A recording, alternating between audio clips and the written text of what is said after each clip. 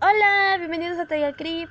El día de hoy les traigo una historia que se llama El ascensor. Todo ocurrió una cálida noche de verano, de esas en las que, aunque la temperatura es agradable e invita a dar un largo paseo bajo la luz de las farolas, da la sensación de que todo el mundo se ha puesto de acuerdo para encerrarse en casa. Eran más o menos las 2 de la madrugada, había pasado varias horas vagando ante el ordenador, así que decidí que era momento de estirar los músculos haciendo algo de ejercicio, bajando a la calle para tirar la basura y fumar un cigarro, por ejemplo. Me calcé unas zapatillas de deporte, me dirigí a la cocina, saqué la bolsa del cubo y le hice un par de nudos. Tras cerciorarme de que no olvidaba llaves, mechero ni tabaco, cerré la puerta del piso y me dirigí a las escaleras abajo. Habría podido elegir tomar el ascensor, pero teniendo en cuenta que esos cacharros les suele dar por pararse de golpe, habría sido un error quedarme encerrado dentro de la única compañía de una maloliente bolsa de basura. Recorrí los pocos metros que separaban mi portal de los contenedores, disfrutando del ambiente de soledad que reinaba en mi calle, unido a la tenue iluminación y la invisible caricia precedente del asfalto caliente bajo mis pies. Tras meter la bolsa en uno de los cubos, volví a mi portal y antes de entrar encendí un cigarrillo, disfrutando de cada calada mientras oía a la distancia el sonido de ambulancias y coches acelerando, la banda sonora que suena de fondo cada noche en la gran ciudad que es Madrid.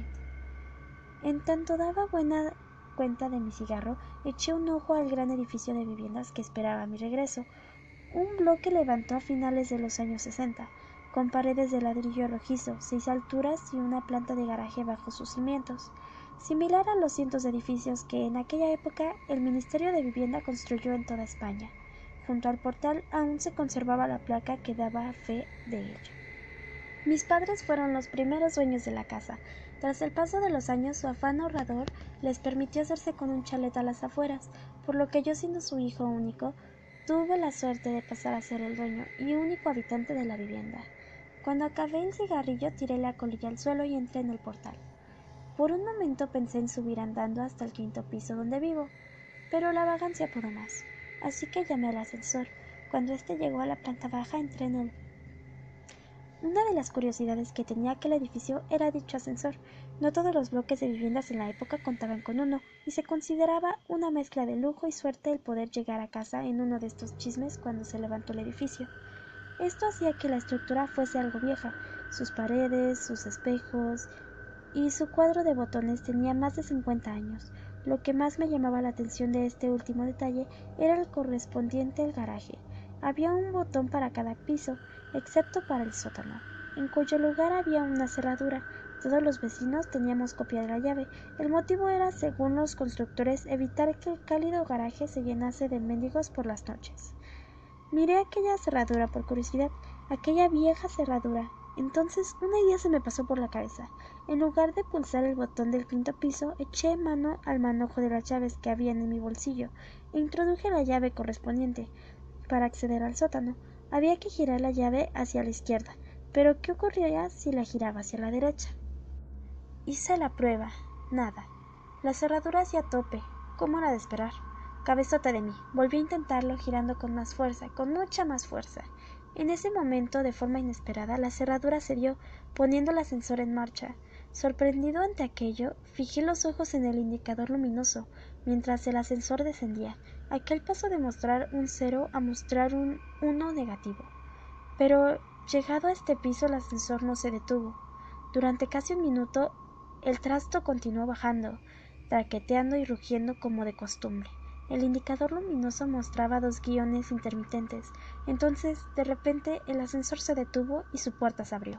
Ante mis ojos se extendía un largo y estrecho pasillo, apenas más ancho que el propio ascensor. La iluminación procede del interior de este. No bastaba para iluminar aquel pasillo, que era engullido por una tenebrosa oscuridad, y que se apreciaba escaleras que llegasen allí desde un piso superior. ¿Hola? Mi voz retumbó en las paredes y desapareció en el oscuro espacio. A pesar de que la situación me importaba algo de respeto, la curiosidad ante el nuevo sótano recién descubierto pudo más. Decidido a investigar aquel lugar, encendí mi mechero y abandoné la protectora luz del ascensor. Me giré por un momento y vi que en aquella planta no había botón para llamar al ascensor, sino una cerradura. Mosqueado, continué avanzando hacia la oscuridad. El ambiente era denso y húmedo, acompañado de una ligera fetidez. A unos 20 metros, el pasillo torcía hacia la derecha, desembocando en una galería a la que daban varias puertas, como las cárceles que salen en las películas. Algunas puertas estaban cerradas y otras abiertas. El suelo estaba lleno de polvo, cristales rotos y otros objetos. La mugre que invadía el lugar me disuadió a palpar la pared en busca de interruptores de luz, por lo que confié en la pequeña llama que portaba en mi mano. Al internarme en la galería me agaché y acerqué mi mechero al suelo para examinar con más detalle qué eran esos pequeños bultos que pisaba irremediablemente en cada paso. Descubrí jeringuillas, trozos de probetas, piezas de rompecabezas infantiles, muñecas. Aquello resultaba de lo más tétrico. Me incorporé nuevamente disponiéndome a utilizar las pequeñas dependencias que rodeaban la galería. Uno de los detalles que percibí fue la falta de ventilación o iluminación exterior. Aunque era noche cerrada, no había rastro de salidas al exterior por las que circulase la luz de las farolas, ni ninguna corriente de aire que hiciese vibrar la llama de mi mechero. Aquel era un lugar completamente cerrado y a saber a cuántos metros bajo tierra me encontraba en aquel momento. Recorrí varias de las salitas y vi que todas tenían elementos en común: pequeños, anticuados y oxidados camastros, mesitas y sillas, y material médico. El lugar estaba infestado de gasas, correas, pastillas desperdigadas por el suelo. Aquello parecía un hospital en miniatura, un hospital antiguo y fantasmagórico, detenido en una época pasada, en el que la acumulación del polvo es el único indicador del paso del tiempo. Aún me arrepiento de entrar en una de esas dependencias.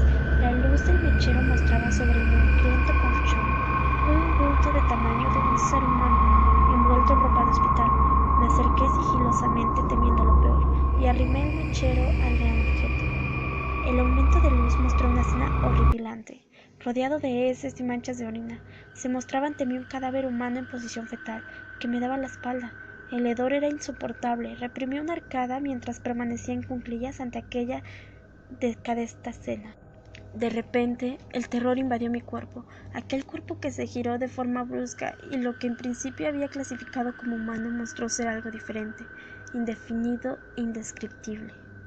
El cuerpo de aquel ser estaba cubierto de llagas y heridas. En lugar de manos y pies, sus extremidades se encontraban rematadas por muñones violáceos y extrañas deformidades, y bultos recorrían su tronco, dándole un aspecto monstruoso. Pero lo peor era su rostro. Ojos grandes inyectados en sangre, estaban protegidos por unos párpados abultados y sin pestañas. En lugar de pelos, su cabeza poseía infinidad de cicatrices y grapas que partían desde sus pobladas cejas y sienes y se perdían hasta su nuca. Sus orejas irregulares y enormes no mostraban pliegue alguno, dotando al ser de un aspecto simiesco. Tampoco poseía nariz, y de sus orificios nasales surgían 2 hilos de sangre reseca. Rematando aquel cuadro tan desagradable se encontraba su boca, un orificio de comisuras agrietadas, sin labios, de cuyo interior carente de dientes y lengua proveía el peor olor a podrido que he percibido en mi vida. Sus ojos se fijaron en los míos y su garganta surgió un bramido gutural, ronco y a la vez potente. Grité con todas mis fuerzas, y mi voz se entremezcló con la del monstruo. Teniendo en cuenta la postura en la que me encontraba, caí de espaldas sobre el mugriento suelo, y el mechero se escapó de mi mano, dejando el lugar en la oscuridad más absoluta. Mientras palpaba el suelo en busca del mechero, oí cómo crujían los muelles del colchón, y antes de que pudiese recordar, aquel despojo se me echó encima, lanzando una vez más su aterrador alarido. Sentí su aliento contra mi rostro, mientras apestosa saliva caía sobre mi frente, y un escalofrío me recorría de arriba abajo. Cejé en mi empeño para hacerme con el mechero, y pataleé con todas mis fuerzas tratando de zafarme del horripilante ser. Me arrastré unos metros hacia atrás, me levanté y salí de la estancia oscuras.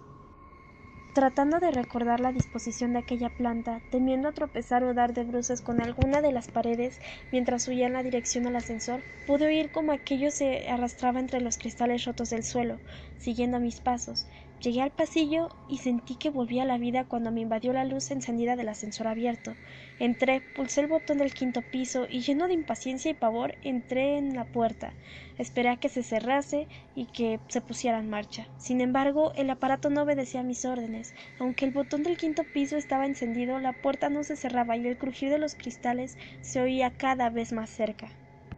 Me di media vuelta. Ante mí el pasillo se extendía una vez más, engullendo la luz del ascensor.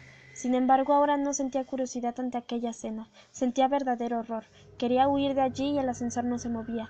De repente se hizo el silencio. Estaba tan aterrorizado que todos mis músculos se agarrotaron. En ese momento el ser surgió del pasillo oscuro arrastrándose con una velocidad insólita. Venía hacia mí mientras gruñía, jadeaba y chillaba, como ninguna criatura conocida. Apreté rápidamente el botón del 5.º piso, con un pulso tembloroso. En tanto el miedo me hacía llorar y la criatura se aproximaba rápidamente. Cuando estaba a punto de entrar en el ascensor, agité mi pierna ante él, lo que lo hizo retroceder atemorizado, sin que se apartase la vista de mis ojos en ningún momento. En ese instante las puertas se cerraron y el ascensor comenzó su ascenso. Fijé la vista en el indicador luminoso. Los guiones parpadeantes dieron paso a un negativo 1, luego un 0, un 1, etc. Algo más calmado me miré en el espejo y fui consciente de mi aspecto. Mi rostro estaba cubierto de una mezcla de baba y mucosa sanguinolenta, mezclada con mis propias lágrimas. Cuando quise pasar el dorso de la mano por mi frente, descubrí que mi ensangrentada palma estaba llena de cristales rotos, y comencé a sentir su dolor. Minutos antes, en aquel segundo sótano, el miedo no me había permitido ser consciente de cómo se habían clavado en mi piel. Llegué a casa y entré corriendo al baño. Los recientes recuerdos de todo lo que había ocurrido allí abajo me golpearon en mi mente, y no podía evitar arrodillarme ante el váter y vomitar la cena. Me di una ducha más larga de lo habitual, aún invadido por el asco. Curé las heridas de mis manos y esperé a que llegase el día, incapaz de dormir. A la mañana siguiente, cuando la luz del día se llevó todos mis miedos, llamé a un amigo que vivía en uno de los edificios cercanos. Dicho edificio era similar al mío, construido en la misma época con la misma planta, y con un ascensor exactamente similar. Tras contarle la historia y soportar sus burlas, me aseguró que haría la prueba con su ascensor y que me llamaría para contarme qué había ocurrido en su caso. Esperé su llamada intranquilo, y a los pocos minutos sonó el teléfono. Era él, y su voz sonaba entrecortada y temblorosa. Bajo su casa también había un segundo sótano, húmedo y maloliente. Sin embargo, él no se había atrevido a entrarse, y no tenía la intención de hacerlo. No pienso volver a coger ese ascensor en mi puta vida. Eso fue todo lo que me dijo, y la verdad es que su opinión coincidía al 100% con la mía. A pesar de nuestros temores, nos decidimos a investigar sobre el asunto. Así dimos con el que fue por aquel entonces presidente de la constructora, encargada de levantar los edificios. Hoy en día un ajado anciano con un pie en el cementerio. Tras varias retinencias, nos explicó el porqué de aquellos sótanos secretos. En 1966, la recién inaugurada central nuclear de Sorita, en Guadalajara, había sufrido una grave fuga en uno de sus reactores, provocando una nube radioactiva que se extendió por los pueblos de los alrededores. El régimen franquista no podía permitir que la opinión pública tuviese una noticia de un fallo en su primera instalación nuclear, por lo que contactó con las parejas jóvenes del lugar, ofreciéndoles trasladarse a Madrid, a los inmuebles en los que mi amigo y yo vivíamos, pues a pocos metros se encontraba un hospital que podía seguir la evolución de dichas parejas y los hijos que pudiesen tener en un futuro. Para disimular aún más la situación, vendieron algunas de las viviendas a gente corriente que no tenía nada que ver con el incidente, como mis padres o los padres de mi amigo. Sin embargo, la intención del régimen era muy distinta. Conocedores de las secuelas que la nube radioactiva tendría en esta gente, vigilaron cada nuevo embarazo que se produjo entre ellos, supervisando su evolución y haciendo desaparecer a todos aquellos recién nacidos que sufriesen graves malformaciones. Aprovechaban la tranquilidad de la noche para hacerse pasar por encargados de mudanzas, llevar a los bebés a su nuevo hogar. Aquellos sótanos, por otra parte, eran el lugar perfecto para realizar investigaciones sobre los niños, pues nadie sabía de su existencia. El propio mecanismo de los ascensores se había mantenido en secreto, recayendo la tarea de llevar a cabo revisiones y reparaciones entre técnicos elegidos por el propio régimen, y una trampilla que solo se abría cuando el ascensor sobrepasara el garaje. Ocultaba en el segundo sótano a quien hubiese podido asomarse al hueco. Sin embargo, tras la muerte del dictador Francisco Franco, se canceló aquel proyecto, tratando de arrojar tierra sobre el asunto.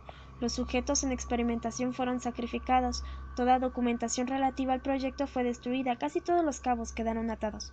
¿Cómo que casi todos los cabos?, preguntamos mi amigo y yo a aquel hombre. Sí, dijo él, resulta que una vez, aprovechando el revuelo de los últimos días, mientras todo el mundo corría arriba y abajo tratando de hacer desaparecer pruebas y evidencias, uno de los niños desapareció sin dejar rastro, y nadie más volvió a saber de él. Mi amigo y yo nos miramos aterrados, nos despedimos del viejo y volvimos a nuestras casas. Desde entonces no he vuelto a subirme a un ascensor, y por si a alguien le interesa, vendo a mi casa. Es un 5.º piso, muy luminoso, y además tiene ascensor y garaje. Eso ha sido todo por hoy, espero que les haya gustado. Su autora se hace llamar Chara. Espero que le den like y que se suscriban y que me dejen recomendaciones. Los quiero mucho. Adiós.